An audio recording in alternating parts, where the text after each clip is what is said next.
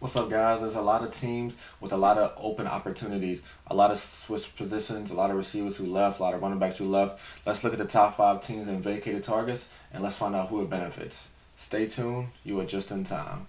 Let's go.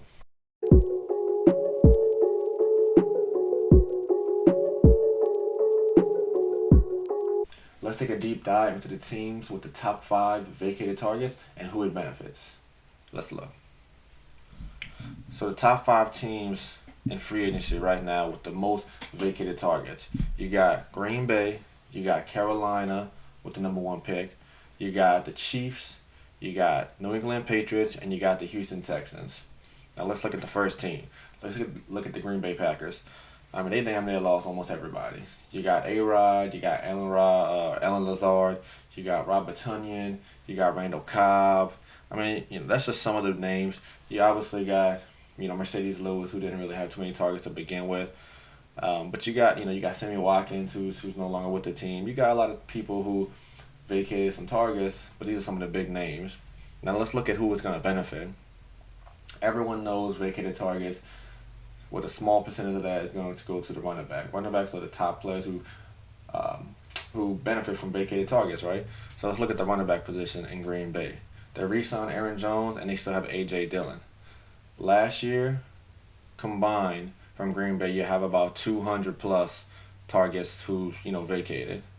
Love won't hold the ball like Aaron Rodgers. He's not gonna create space with his legs. He's not gonna. If he's gonna create space with his legs, he's gonna run the ball. And he's a little more young, a little more athletic. Aaron Rodgers is gonna move the pocket. He's gonna create space to throw the ball long. Devonta Adams or Alan Lazard it was last year. Geronimo Allison, Romeo Dobbs. Love isn't gonna do that. So if Love's gonna get rid of the ball, it's gonna be quick passes, check downs here, check downs there. Who's gonna go to Aaron Jones and um, you know Corey Dillon. Corey Dillon, Jesus Christ. He's going to go to Aaron Jones and A.J. Dillon. I'm sorry. Um, so you got guys like that who's going to benefit. Carolina, let's look at Carolina. You lost DJ Moore, obviously, in the offseason, who went to Chicago. You got CMC, who lost, halfway through the season. Same thing with Robbie Anderson. A lot of targets go on in that offense. Now, let's not forget they signed Miles Sanders. They also have the number one pick, which means they're most likely going to draft a rookie quarterback, whether it's Bryce Young or C.J. Stroud. A rookie quarterback's best friend is the running back position. Once again, check downs, get it in and out, command the offense. Miles Sanders and the Carolina offense is not only going to eat because he has something to prove. Philly decided he wasn't the stout running back. He wasn't the guy who was going to lead the team. They have other pieces who they can put around him and feel like Jalen Hurts is really the top running back for that team. Miles Sanders has something to prove. They also have about 150 targets that's gone. Now, don't get me wrong, they did add a lot of pieces. Hayden Hurst, you got Adam Thielen. You got some new pieces, but at the end of the day, the vacated targets, a small portion of that is going to go to the running back position. Miles Sanders is a guy who can command 50 to 60 targets at the very least, especially if you're talking about a rookie quarterback who wants to get the ball in and out. It's definitely something to look forward to. And the Kansas City Chiefs, obviously Travis Kelce is going to be your number one target. That's regardless. Doesn't really matter. But, you did lose guys like Juju. You did lose guys like Mecole Hardman. You lost over 130 targets last year. Those are just some of the top guys. Isaiah Pacheco took over that role last year and is the running back one for that team. They're pretty much done with CEH. They're giving up on him. Isaiah Pacheco is not only the lead running back for that team. Now, in history, Patrick Mahomes isn't the guy who's going to really throw to the running back, 5, 10, 15 times a game. But that opportunities for Isaiah Pacheco is there if he can grab hold of it. Teams like the Patriots, you lost guys like Jacoby Myers. You lost guys like Nelson Aguilar, Jonnu Smith, Damian Harris. You lost over 200 targets last year. Now let's look at Ramondre Stevenson.